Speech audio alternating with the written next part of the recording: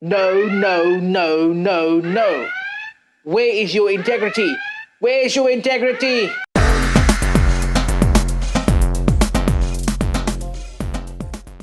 Ladies and gentlemen, welcome back to the channel where we unpack, untangle, and unwrap the leadership lessons from history, fiction, politics, and everything in between.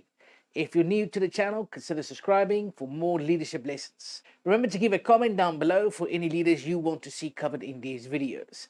Other than that, buckle up and think like a leader. Today, we are reacting to Hogan's Heroes and all the leadership lessons that we can learn from Hogan, his team, from Colonel Klink, and all the crazy cats at Hogan's Heroes, episode 2 from season 4.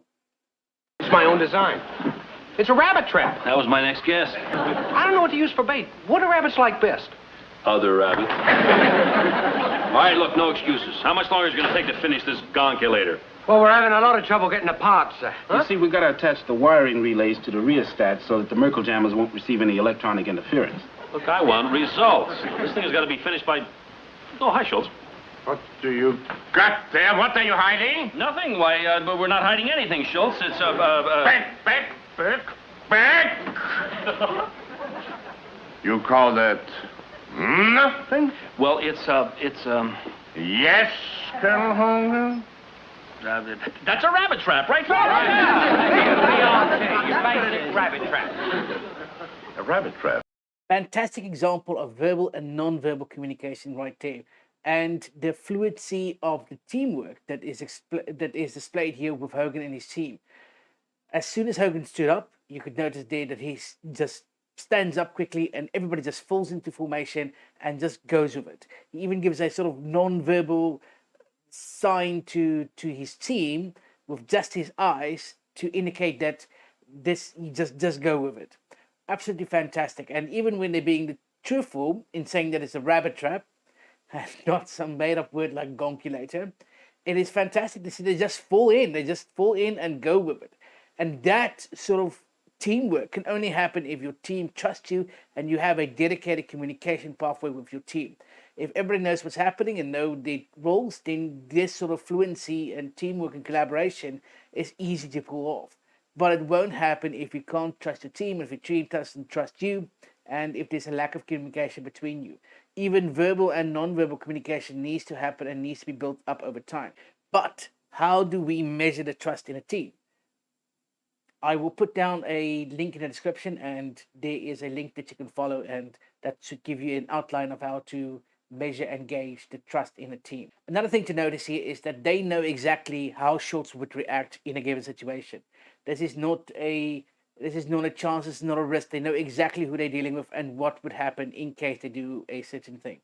So this is not taking a chance. If you know yourself and know who you're dealing with, and you can know what you want to say and who you want to say it to and how they would react in a certain situation, then your leadership will be absolutely fantastic. Your leadership would be much more fluent and much more accurate than if you just try and wing it. So do your research, know who you're talking to, and trust your team and make sure your team trusts you. Schultz, I left strict instructions not to be disturbed. Jawohl, Herr Gouverneur.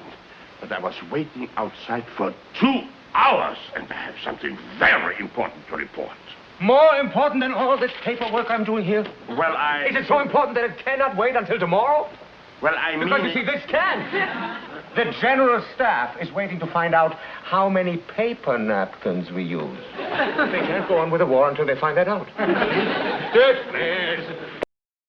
Paperwork might not always be the most wonderful thing to do, but it's absolutely necessary, and leadership and communication and all these things, they're tools that you need to develop and you need to train yourself and the people around you to utilize.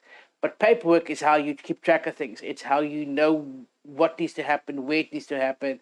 Paperwork might be an uncomfortable burden that you have to deal with as a leader, but it is also necessary. Now, when Schultz comes in and he says he has something important to say, that is the time where you have to just listen to what it is that needs to be said. You need to give your subordinates the attention they need. Otherwise, just kind of come back and you might have missed an opportunity to do something or to take charge of something, and that could come back and be quite disastrous for you.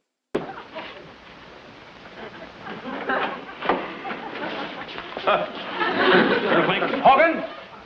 Whatever it is, it will have to wait until tomorrow. I'm too busy. You know, I used to have the same problem when I was at the Pentagon. I finally figured a way to lick it and never did any paperwork after that. What did you do?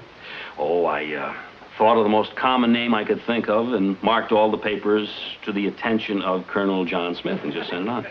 You expect me to write attention Colonel John Smith and have someone in the Pentagon do my work? In your case, you'd mark it to the attention of Colonel Johann Schmidt. There's be thousands of guys that have that name in your army. That would be cheating. We don't do things like that in our army. It's just an idea. And not a very good one. Dismiss. So Klink here says, no, I'm not going to pass the buck to somebody else. I will take care of the paperwork myself, and I will do it, and I will make sure it happens. So that is an example of integrity.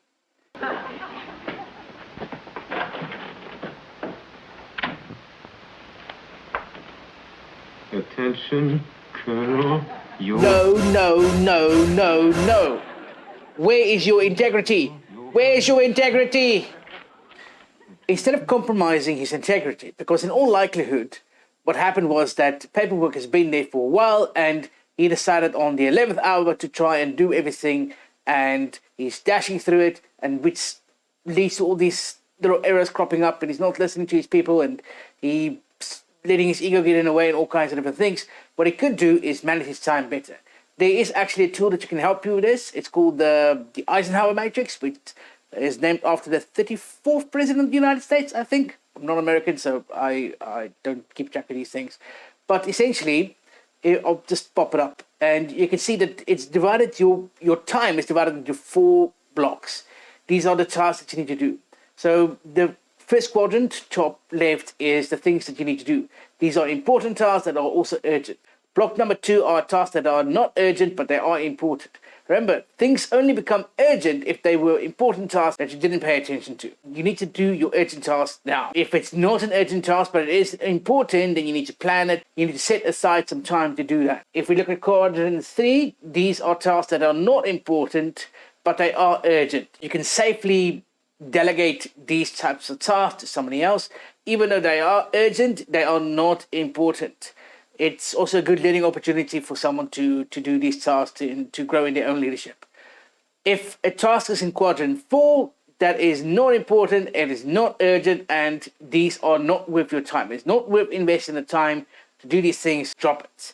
This is just a quick tip on how to manage the time more effectively, and I'm sure that if Klink was open to suggestions, he could have managed his time better, and it would not have led down what is most likely going to be just a continuous spiral down in his leadership. If you just said you're going to do something, then you need to do it. That's leadership, right? So Klink here just said that, no, look, that's passing it off to somebody else. That's cheating. We're not going to do cheating. We don't allow cheating, not in this man's army, all kinds of things. And then as soon as Hogan is out the door, he does what he said he's not going to do. And that is basically mixing your messages. If you are a leader, you need to stick to one message and you need to drive that message. It's fine if your message changes over time, but if you want to be seen as someone with a high moral character, and if you want to build trust and you want to build that pathways of communication, then you need to commit to what you said you were going to do. If you said you're going to do something or not do something, then you need to stick with it. Colonel Hogan and his men were building a Gonculator. Are you sure it was a Gonculator?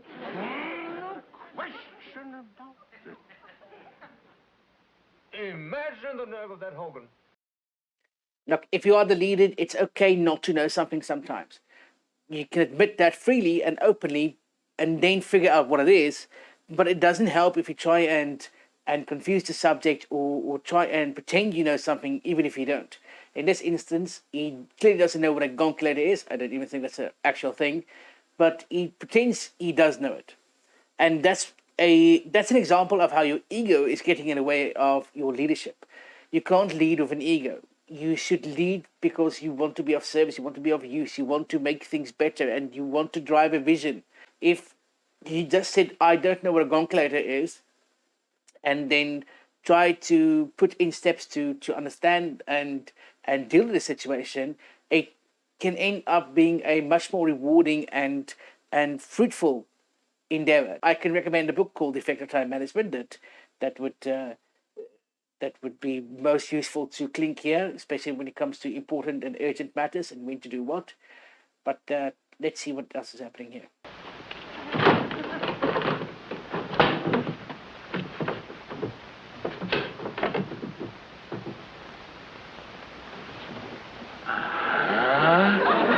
See here, Commandant, I told you. What do you think? It's a Gonculator, all right. It's not quite like ours. Ours is a little different, but there's no doubt about it. It's a Gonculator. Shall I smash it? No. I want General... You know, when your ego gets in the way of your leadership and your leadership style, and you have a lack of vision, you have a lack of clarity, you don't communicate properly, and there's a big absence of trust, it makes it very easy for someone to manipulate you into doing something that you probably shouldn't be doing. Take care and make sure that you are worthy of trust. Make sure that your communication is happening. Make sure that you understand what's happening, and be honest and be open. Come on. Are you sure you have the right man? There are more important people in my department than I am. No, come now, don't be so modest. We've heard a lot about you. You have? And the Lutz diagram. The Lutz diagram? Mm-hmm. Who's that? He's from the Gestapo. He's assigned to me because of the kind of work I do. In this instance, they've already assigned a perceived value on this man, Lutz, and because of their ego getting in the way, they can't admit that they've made a mistake or that they know what you're talking about because it's gone too far now.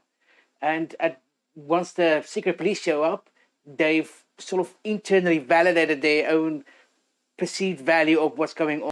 And if you can't communicate properly, and if you can't just admit a mistake or can't just admit that you don't know something, you're working with flawed information. That would lead to a destructive path that's just going to spiral you down, and it's going to be very difficult to get back up from something like that. Be careful not to overreach. If you don't know something, be honest with it, and reach out to experts in the field and get more information. Don't work with flawed information if you're trying to be a leader. No. I think I'd better go and explain to the Gestapo man what happened. Yes, sir. That seems to be the end of this episode of Hogan's Heroes and my reaction to it. To sum it up, I would describe Colonel Hogan's style more as a free-going type of leadership. He gives his people room to play, and he gives them room to make mistakes and to come up with new solutions to problems and all kinds of things. Whereas I would say that Colonel Klink is more of an autocratic style of leadership. It's the I say, you do type of thing. And because of his ego and his miscommunication and his lack of trust, he will always be on the losing end when it comes to the clashes of the two leadership styles in this scenario. So that's it for this episode. If I missed something in Hogan's Heroes and you want to point it out, please leave a comment. Remember to like and subscribe. If you enjoyed this video, if you didn't enjoy this video, you know what to do. Other than that, I will see you next time, and keep thinking like a leader.